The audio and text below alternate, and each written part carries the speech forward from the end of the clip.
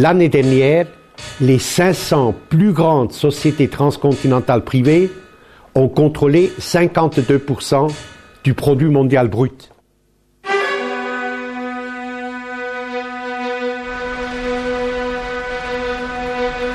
La mondializzazione ha avuto questo effetto di unificare le classi capitalistiche in tutto il mondo.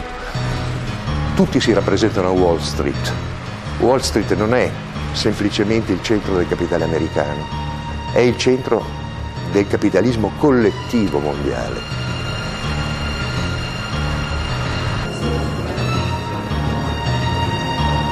Can we tame globalization? Can we tame the G1? Can we tame the G7 and D8, then G8? Can we embed governance in new structures of effectiveness and accountability? That is the big question for our century.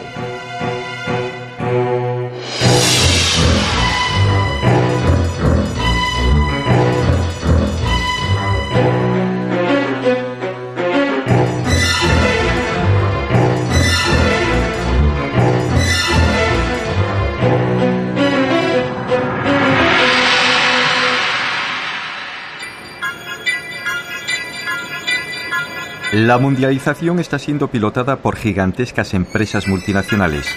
Ya se han hecho con enormes zonas del planeta y amenazan con tomar muchas más. Importantes regiones de todo el mundo están fuera de la jurisdicción de cualquier Estado.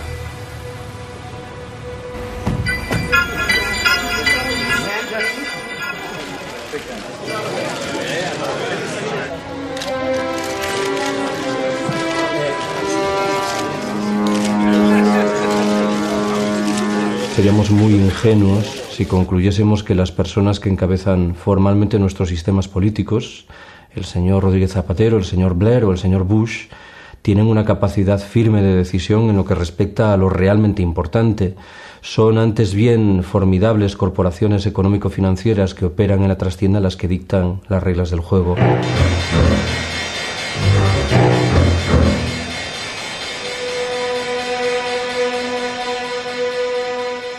Les chefs d'État démocratiquement élus de ces États puissants, le matin, la première chose qu'ils font, c'est regarder les chiffres de la bourse, les indicateurs de la bourse de New York, de Tokyo, de la veille, pour savoir quel est le millimètre d'espace qu'ils ont pour leur politique fiscale, pour leur politique de l'emploi, pour leur politique d'investissement. Et pour la première fois dans l'histoire de l'humanité, des entreprises transnationales ont un pouvoir beaucoup plus important que les États, que les gouvernements. Et la mondialisation, elle est économique et financière et elle a pour but de transformer toute la réalité du monde en marchandises, c'est-à-dire en produits qu'on peut vendre ou qu'on peut acheter. Las grandes fortunas y los intereses de los países más desarrollados ahogaron la posibilidad de un mejor reparto en el mundo.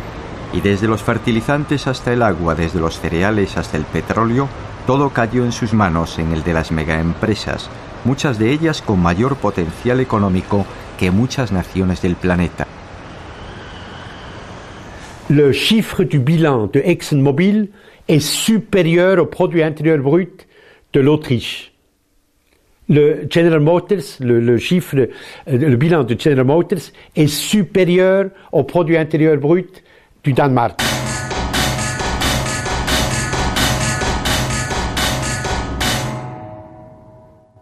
C'est que cette mondialisation, que les anglo-saxons appellent globalisation, a pour but de réduire la capacité des populations et des individus à décider de leur avenir.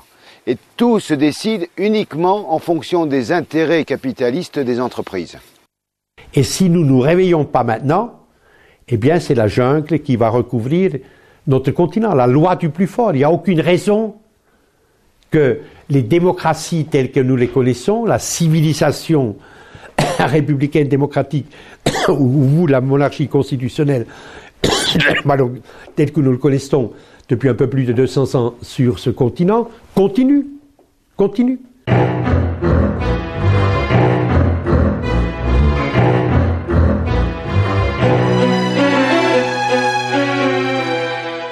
Si los organismos internacionales que determinan toda la economía de un país, que hacen lo que quieren, no son democráticos, ¿cómo es que podemos contentar-nos, satisfazer-nos com esta democracia política que só nos permite quitar um governo e poner outro? ¿Cómo es que es? ¿Por qué la gente no se da cuenta de esto? ¿Y por qué es que los políticos no tienen la valentía de un día llegar a la televisión y decir, carísimos conciudadanos, venimos a hacer aquí una confesión sincera, es que nosotros no gobernamos. Estamos aquí porque somos los comisarios de los señores que están arriba, que se llaman, que tienen nombres, y ahora aquí una serie de nombres de grandes transnacionales. Indirectamente, claro que eu não estou dizendo que eles estão ao serviço de todo isso, pero el mundo funciona de esta forma. Los políticos han sido como han sido, entre otras cosas, porque el pueblo se ha conformado, porque ha dicho, bueno, es que quizás que es la única solución. Y poco a poco nos vamos dando cuenta de que la capacidad de participación de los ciudadanos, en lugar de impulsarse, decir, oye, que la democracia, como yo le decía antes, no es que te cuenten, es que te tengan en cuenta, que es muy distinto, ¿verdad? La democracia que hay actualmente en el mundo es que no me la creo, porque es una mentira. Es una mentira. El voto gratis no existe. Es una mentira. Que cuando vamos a votar para nada. Por una razón, que estamos votando para gente que no tiene ningún poder para cambiar las cosas. Después de votar, la mayoría de los pueblos quedan en un estado de indefensión jurídica, legal, frente a la decisión de los gobiernos. Ahora la democracia liberalista, la que existe realmente en el mundo, para votar de verdad hay que pagar. Quiere decir que hay que ser accionista. Si tú eres accionista de una sociedad, estás votando para cambiar el mundo de una manera u otra, porque tú influyes sobre esa sociedad y tú estás cambiando. ¿Quién ha votado para la guerra en Irak? Accionistas de empresas del Texas. Ellos han votado y han decidido que se iba a la guerra. Si la condición para mantenerse en el poder es obedecer, acatar lo que desde arriba llega, entonces yo diré que no vale la pena.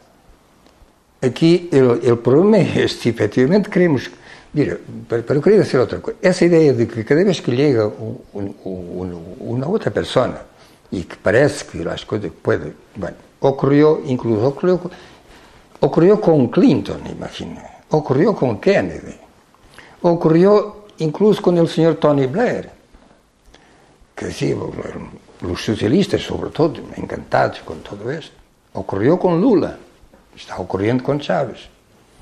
Se imaginou que poderia ocorrer com Kirchner. Se creyó que podía em Chile com Ricardo Lagos. E não quero dizer que cada um deles não haya hecho lo que podía. Pero el problema está ahí. ¿Qué es lo que significa lo que se puede?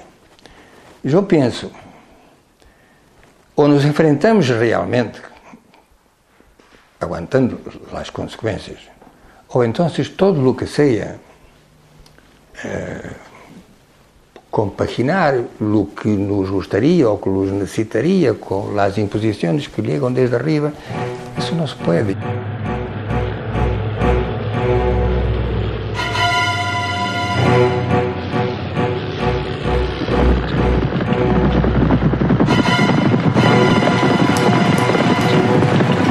A los pocos días de asumir Lula, hubo una declaración de Frei Betto.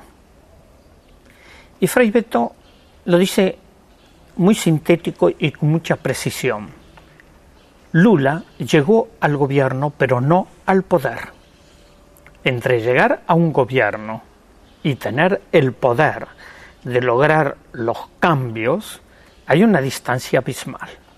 Como então desgarrados da terra, como assim levantados do chão, como embaixo dos pés uma terra, como água escorrendo da mão. Pátria livre! Pátria livre! Lula se comprometeu sobre todo a pagar a deuda. E a partir daí, a partir nesse momento, a Globo, a gran potência mediática do Brasil, e não só do Brasil, porque tem ramificações por aí, pois ha apoiado a Lula imediatamente. Há apoios que matam. E se não matam imediatamente, matam a prazo. So if Lula had said, forget about the debt, my concern is the Brazilian people, and I am going to use Brazil's income for my own people, the financial markets would have attacked the real the next morning.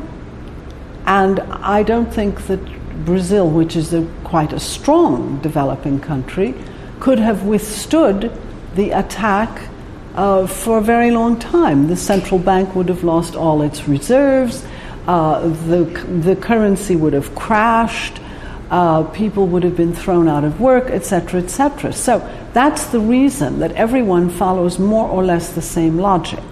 Now, to add to that, I think, but this may be a utopian view, that Europe could be an alternative to this kind of logic.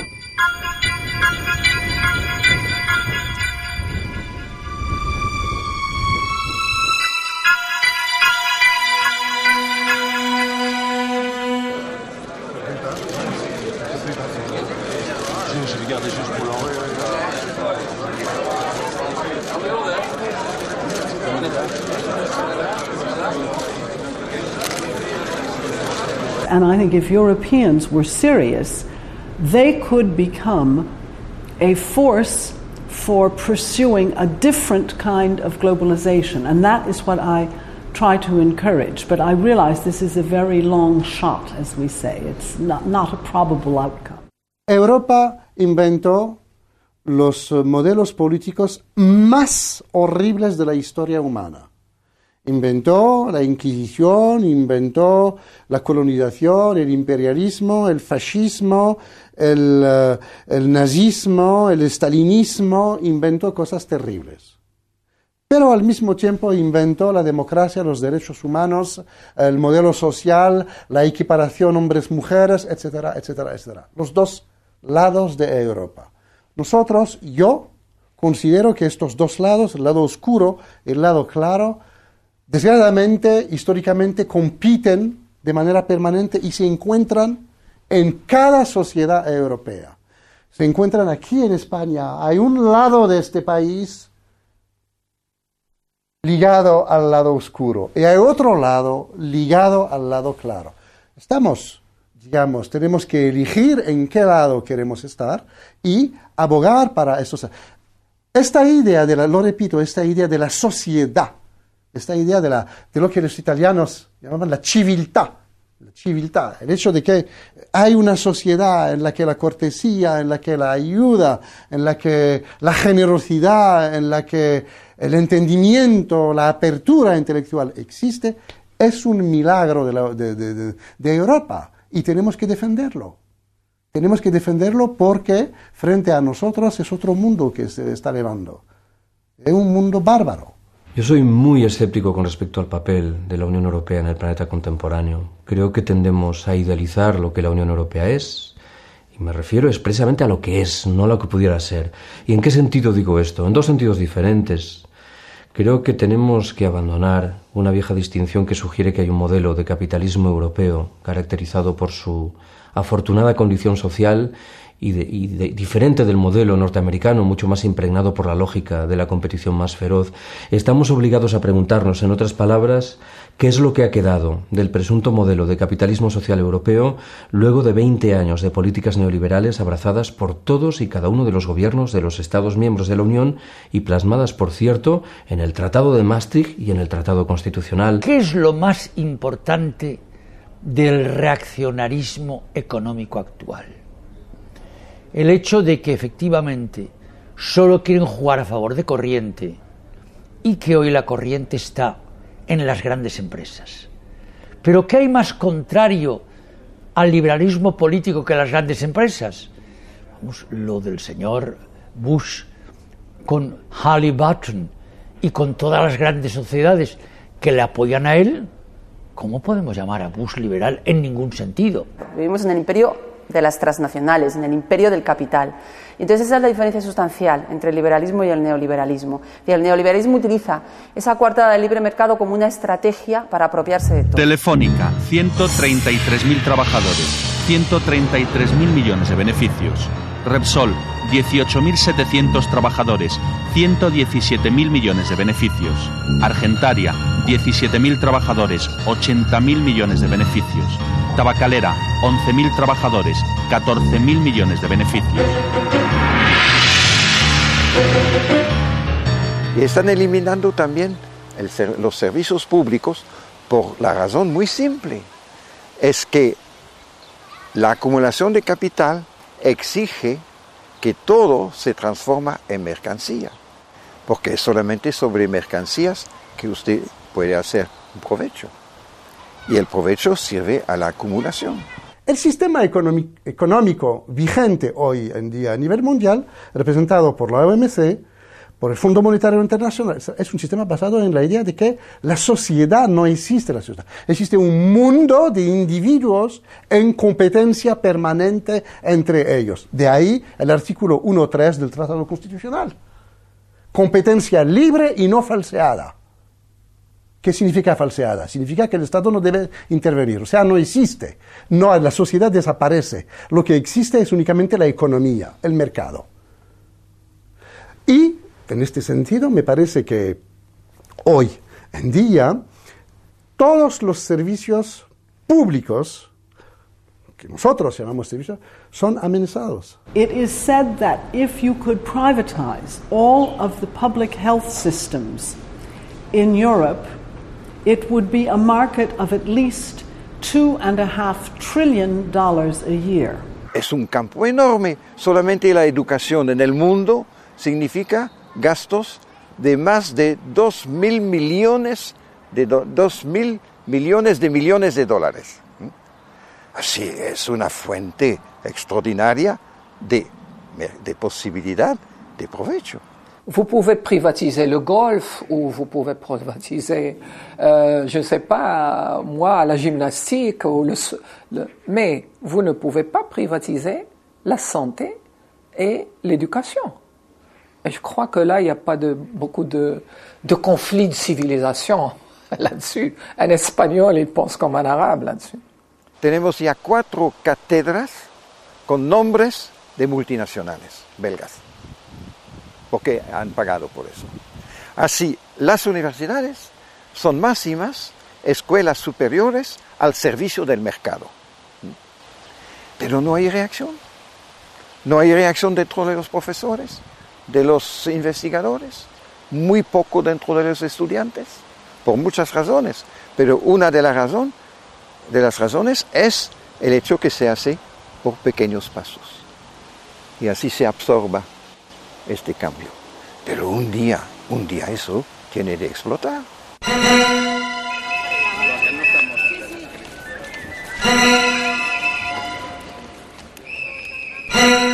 Il potere si concentra in alcune istituzioni finanziarie che sono fuori da un controllo politico democratico.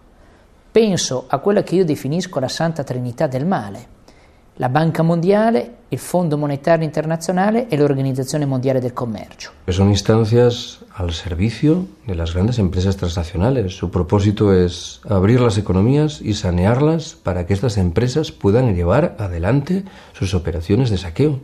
Y no hay nada más. Allí donde hay un programa de ajuste del Fondo Monetario Internacional, lo que sabemos que hay es más miseria. Sí, porque lo que ocurre es que al someterte a las leyes del llamado mercado, que es esta especie de Dios que nos gobierna ahora, que es un señor peor que el Dios del Antiguo Testamento, lo que ya es decir, está enojadísimo siempre el mercado, siempre está furioso, siempre está vengándose, castigando, prohibiendo. Es un Dios de las prohibiciones, de los castigos, de las amenazas.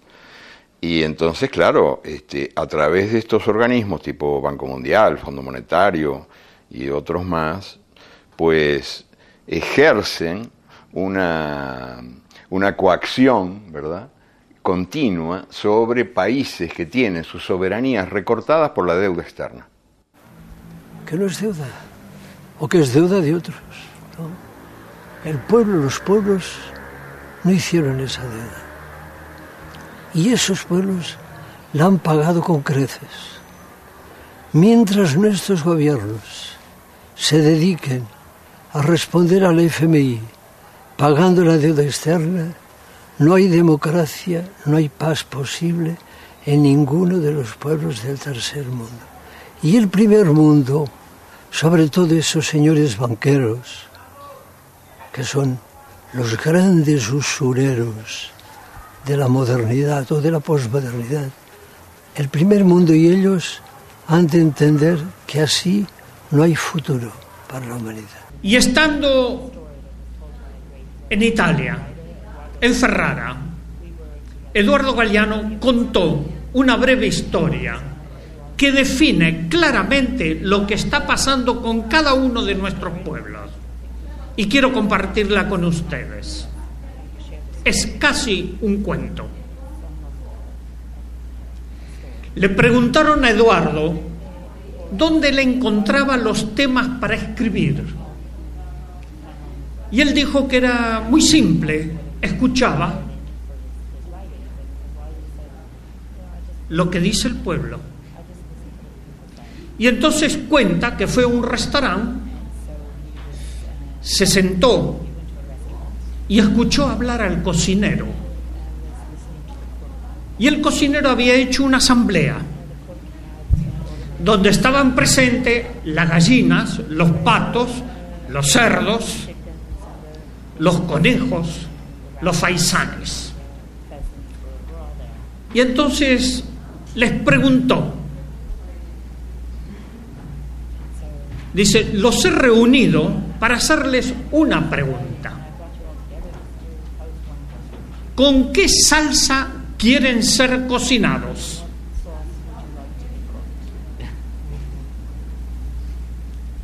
Todos quedaron asustadísimos hasta que se escuchó a una humilde gallina decir, yo no quiero ser cocinada.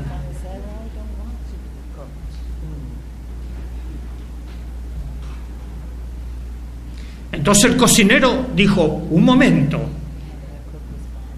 está eso fuera de toda discusión. Ustedes lo único que pueden elegir es la salsa con que quieren ser cocinados. Eso no está pasando a nosotros. ¿Qué lección tenemos? ¿Ustedes eligieron la salsa con que quieren ser cocinados? ¿Tenemos esa resignación? ¿O comenzamos a cambiar? Que el mundo fue y será una porquería, ya no sé, en el 506 y en el 2000 también, que siempre ha habido chorros, maquiavelos estafados, contentos, amargados, valores y doblez, pero que el siglo XX es un despliegue de maldad insolente, ya no hay quien lo niegue, vivimos revolcados en un merengue y en un mismo loco. Una delle situazioni drammatiche a cui abbiamo assistito questi anni è stata l'Argentina. Una delle ragioni della grande crisi economica argentina, al di là di questioni interne, la corruzione eccetera, sono stati i piani di aggiustamento strutturale imposti dalle grandi strutture finanziarie internazionali, che hanno obbligato alla privatizzazione di molteplici servizi, che hanno avanzato dei prestiti con degli interessi altissimi, con il risultato finale di aumentare la povertà di una fetta sempre maggiore della popolazione.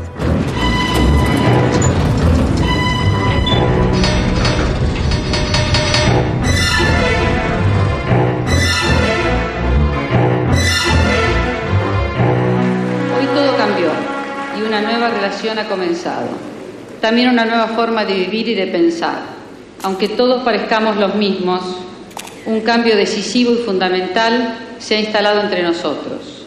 Y es un hecho de justicia histórica que este cambio lo realice un presidente justicialista, cerrando así el ciclo que comenzó hace 40 años. Jamás nadie como Menem había osado llevar la traición como bandera, ni ejecutar con tanto cinismo acciones contra la nación.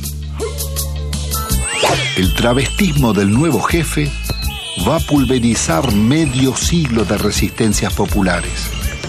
Impone la ideología de la derrota frente al modelo global.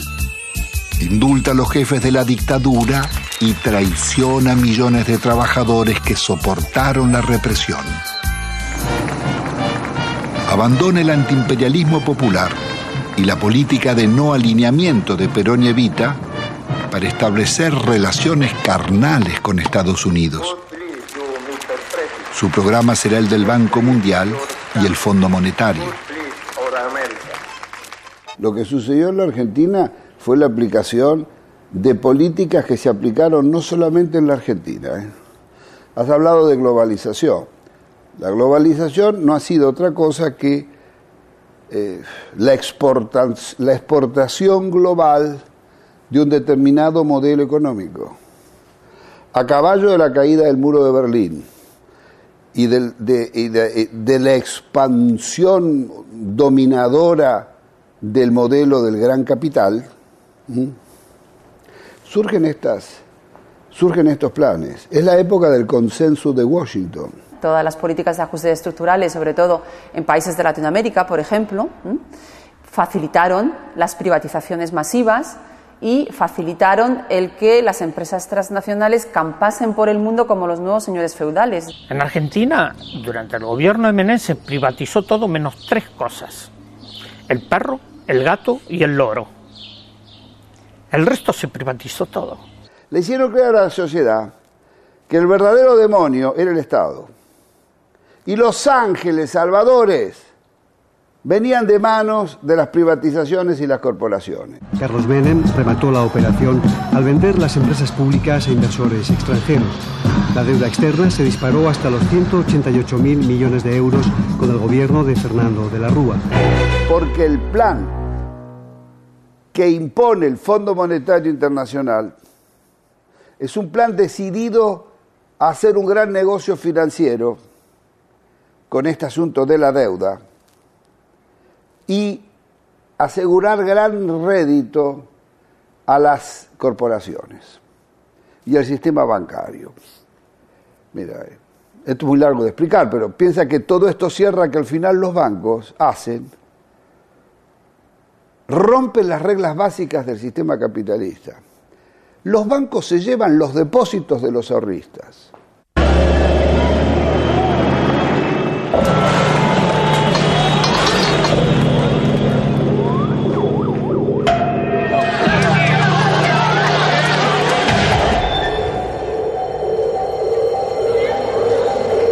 Quiero informarles que ante eso he decretado el estado de sitio en todo el territorio nacional.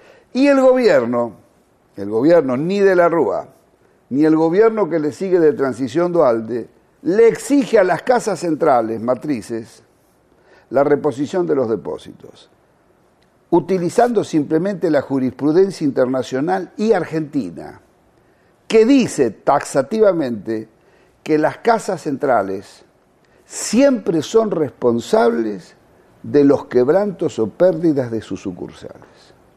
Aún hoy, es el pueblo argentino el que compensa a los bancos para que los bancos le devuelvan el dinero a los ahorristas. Aún hoy. Un dólar arriba de otro dólar que junté a lo largo de 25 años de trabajo para que cuando me jubilara tuviera una vejez digna, cosa que el gobierno no me da. ¿Por qué no nos tratan los bancos como tratan a sus ahorristas en el exterior?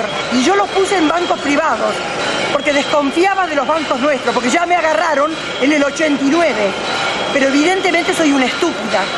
Entonces, ¿qué necesitan? ¿Una bomba? Yo no soy de poner bombas, pero al menos me desahogo con la cacerola.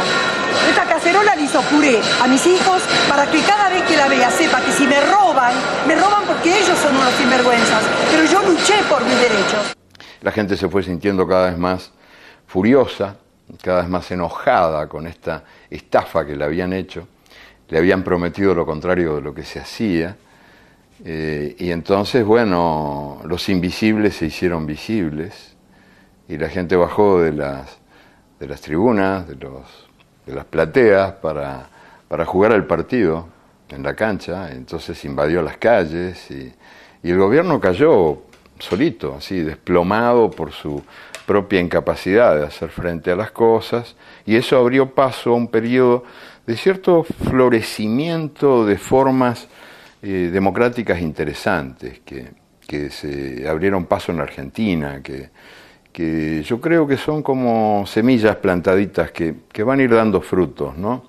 La idea de que la democracia no es un sistema reducido al voto que se deposita cada 4, 5, 6 años, sino que es mucho más que eso. Es el derecho que el pueblo tiene de gobernarse, el derecho que la gente tiene de participar activa y decisivamente en la vida política, económica, cultural del país al que pertenece. Si es lo mismo el que labora noche y día como un buey, que el que vive de nosotros, que el que mata, que el que cura o está fuera de la ley. Yo creo que hoy tenemos un gran desafío y es generar estrategias y políticas para revertir esta situación. El Fondo Monetario Internacional y el Banco Mundial, que fueron creados para estar al servicio del pueblo, están al servicio de las grandes corporaciones y de los grupos que dominan al mundo. Hay que decirles basta.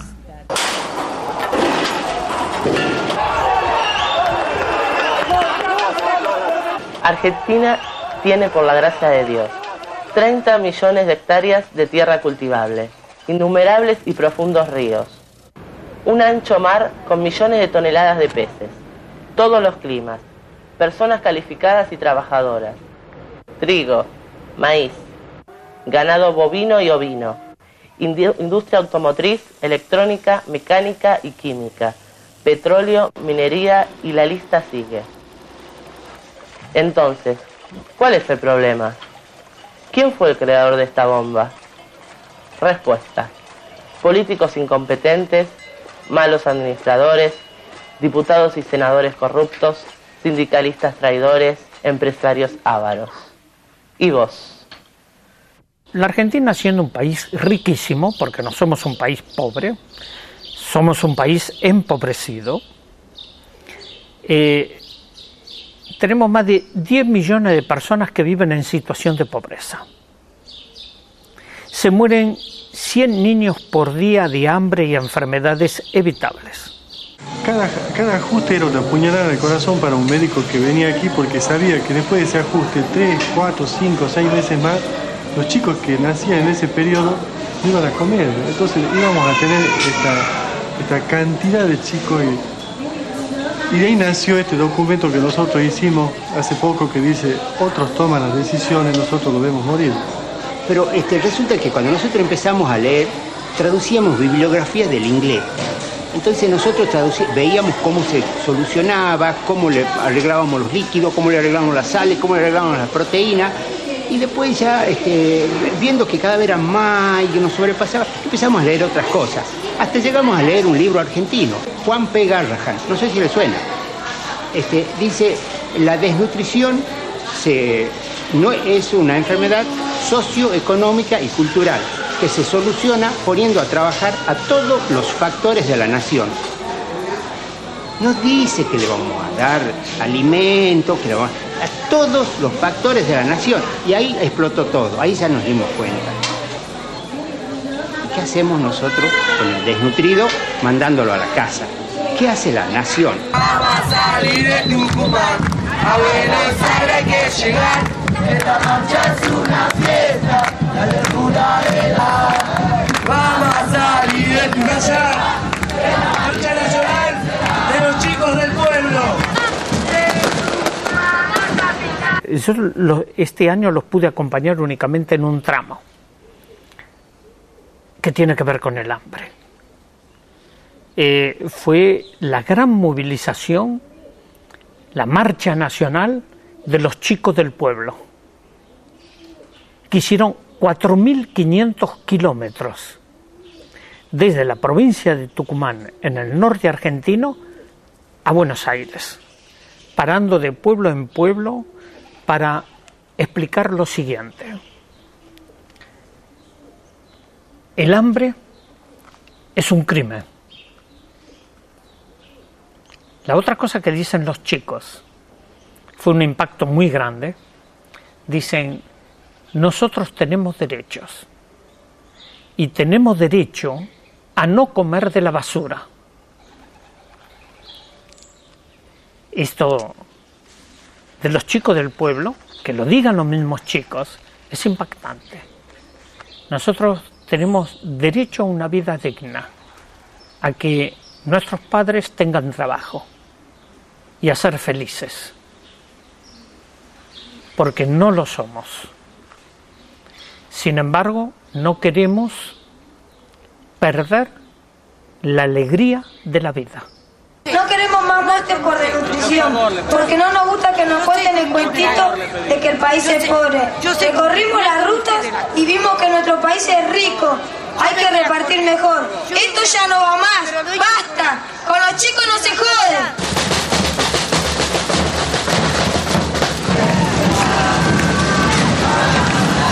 Es difícil entender que este país que tiene 13.100.000 niños, 9,5 millones de niños estén en la pobreza.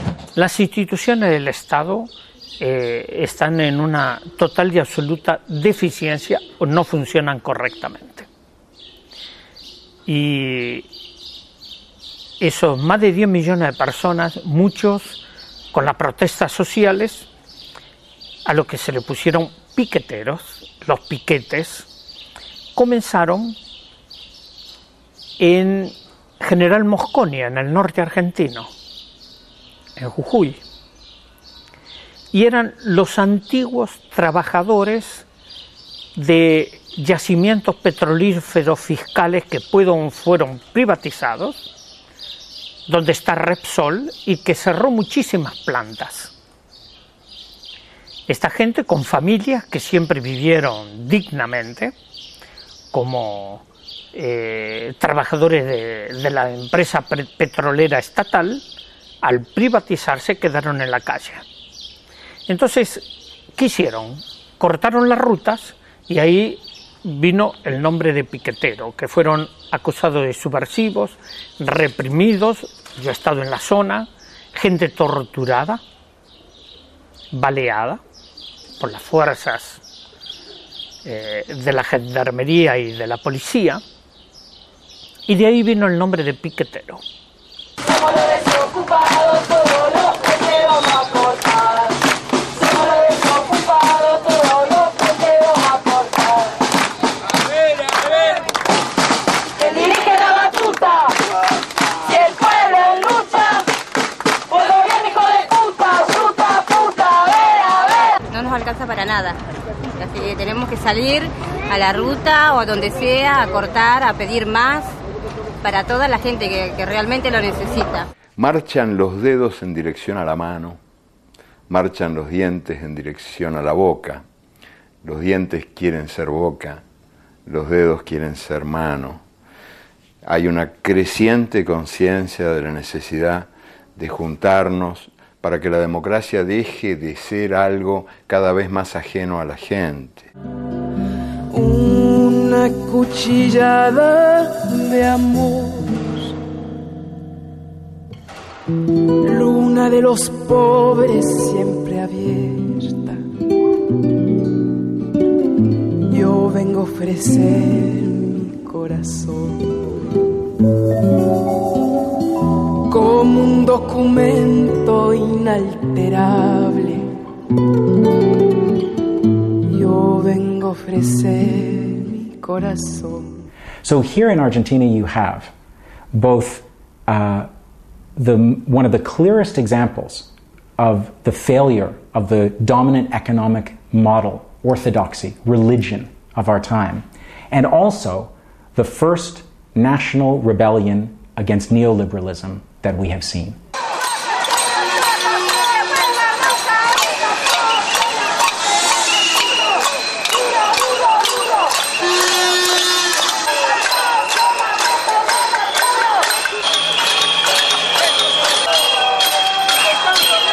Estamos hartos de todo eso. Por eso estamos en la calle, para recuperar nuestros ahorros, pero también para sacar este gobierno corrupto de una vez por todas, que no soportamos más los argentinos.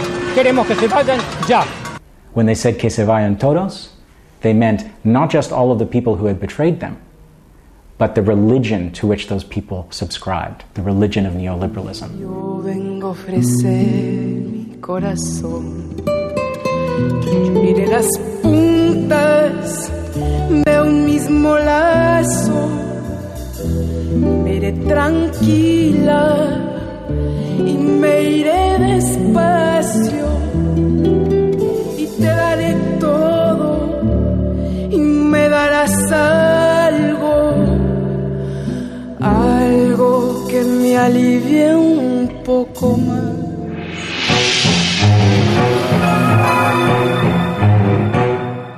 The financial markets now are very large players globally and are capable, through the free movement of capital, which is required by the International Monetary Fund, they can destabilize whole societies and have done so. En 2004, tous les jours ouvrables, si vous prenez tous les jours ouvrables sur toutes les places financières du monde, par jour, à peu près 1000 milliards de dollars ont changé d'identité, monétaire o jurídico. El dato a mí me parece escalofriante. Hoy en día en el planeta se mueven 60 veces más recursos en operaciones de cariz estrictamente especulativo que los que corresponden a operaciones que implican la compraventa efectiva de bienes y de servicios. La especulación, por tanto, lo impregna todo. El segundo dato relevante sugiere que una mecánica central de la globalización en curso es la desaparición de los controles, de las medidas de control y de freno. Y esto, claro, beneficia a los capitales que se mueven en la legalidad, pero lo hace también a aquellos que se desenvuelven en la trastienda. Y lo hace de tal manera que en realidad estamos medio obligados a discutir si tiene sentido seguir hablando de redes del crimen organizado, porque el propio concepto solo tiene sentido si existen reglas del juego de obligado cumplimiento. Quien no satisface las reglas se sitúa al margen y recibe el San Benito correspondiente. Pero si desaparecen las reglas, el propio concepto de crimen organizado parece que pierde sus cimientos. ¿Y cuál es el resultado? El resultado es el desconcierto actual. Es la contradicción entre democracias frágiles, vulnerables, como se quiera, a escala nacional, y una plutocracia, una oligocracia a escala internacional. Y tenemos tráfico de todo, tráfico de armas, tráfico de drogas, tráfico de personas, de capitales, de patentes, de todo. Y tenemos una vergüenza, que esto tendríamos que terminarlo, que es el que existan unos paraísos fiscales.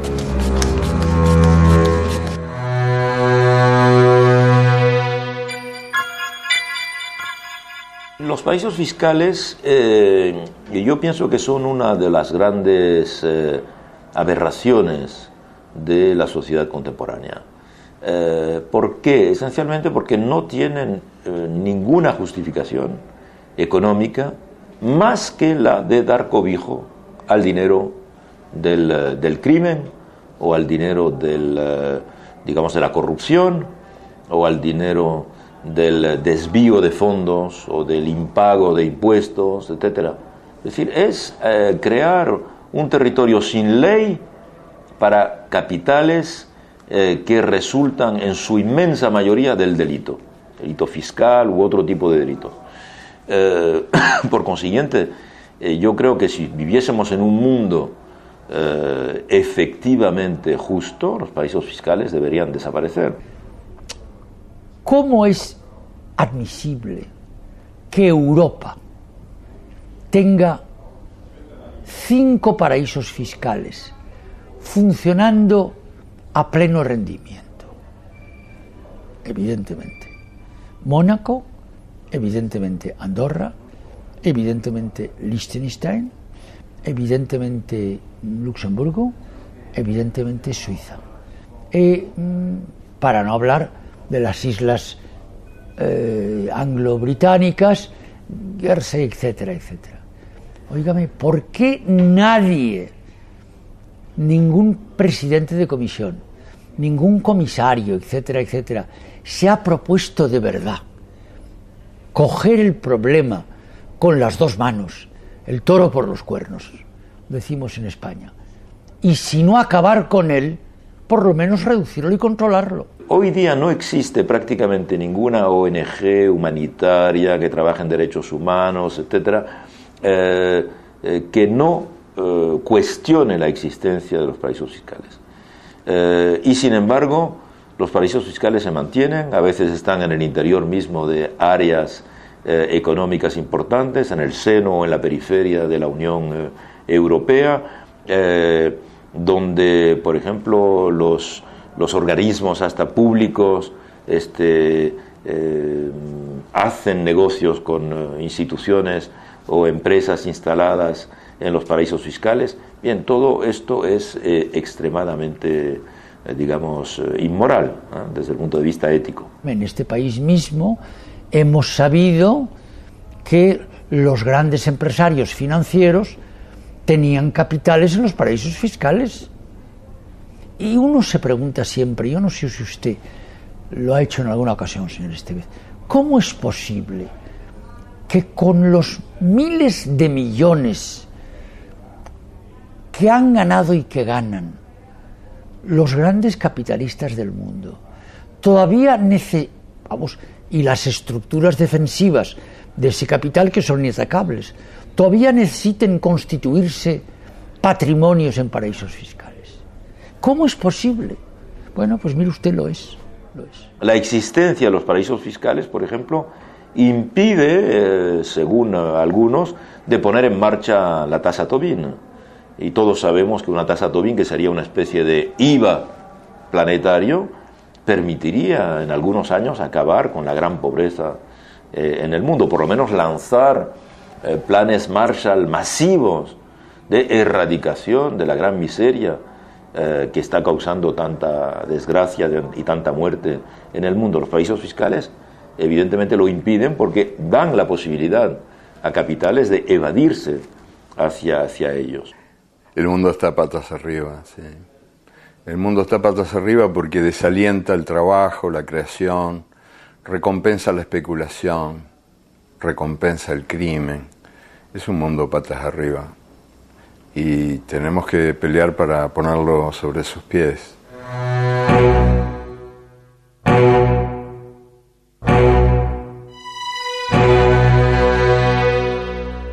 Frente a este capitalismo salvaje que hoy vivimos, yo creo que efectivamente hay que saber decir no. Es decir, que hay que saber decir no, bueno, pues a todas esas promesas también utópicas que desde la ideología neoliberal del mercado se nos dice que todo esto nos va a traer progreso y desarrollo para todos. Bueno, pues hay que saber decir no a esto, hay que saber decir no al pensamiento único, a este mito de que ya no hay ideologías en el mundo, cuando esto se nos dice desde una posición ideológica muy clara. Que es la dominación intelectual, cultural y el control científico, económico y político del mundo. Y lo grave de esto es que con este arrumbamiento de los valores de la izquierda hemos perdido todos los grandes valores éticos del comportamento politico e social. Si parla sempre in democrazia di voce del popolo, ma la voce del popolo oramai è un effetto riflettente della voce dei media. Se uno va a vedere, guarda i media, poi guarda quel che dice la gente, è la stessa roba. Ma qual è la fonte di quella voce? Non è il popolo, è il messaggio televisivo. Central bankers like catching the markets by surprise, and this morning they certainly did so. On today's events is Roy Blumberg at our Wall Street Bureau. Roy, I still believe the market needs some more backing and filling, and yes, the Dow could likely... La majorité des grandes télévisions du monde, les grandes télévisions internationales, sont toutes aux mains d'entreprises transnationales qui essayent de contrôler l'information et la circulation de l'information. Donc il est évident que quand on voit les grandes chaînes internationales, leur volonté, c'est de faire appliquer le modèle et de conforter le modèle et de discréditer de manière évidente toute contestation de ce modèle dominant qu'est la globalisation.